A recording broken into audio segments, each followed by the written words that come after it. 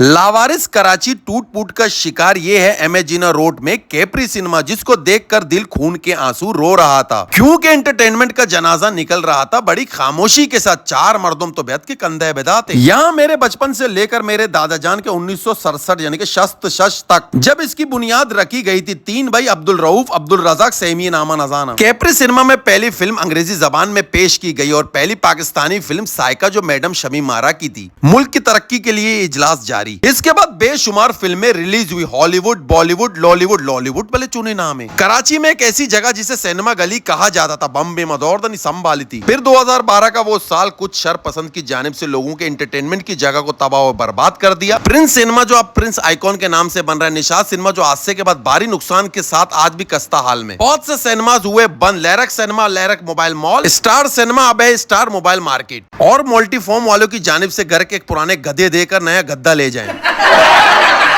इतनी तबाही और बर्बादी के बाद भी पश्तो इंडस्ट्री जो इतनी बड़ी नहीं है, लेकिन आज भी अपनी कोशिश और हिम्मत के साथ अफशा सिनेमा को आबाद किए हुए। मैंने भी अपनी कोशिश की आप सबको ये दिखाने की। वीडियो अगर अच्छा लगा कमेंट सेक्शन पे हमें बताएं। मुकम्मल वीडियो देखने के लिए मेरा यूट्यूब चैनल साइम निसार में मिलेगा। चैनल को करें सब्सक्राइब और बेल आइकन को जरूर दबाएं। रक्षा वाला हमारा कुश्तीर को।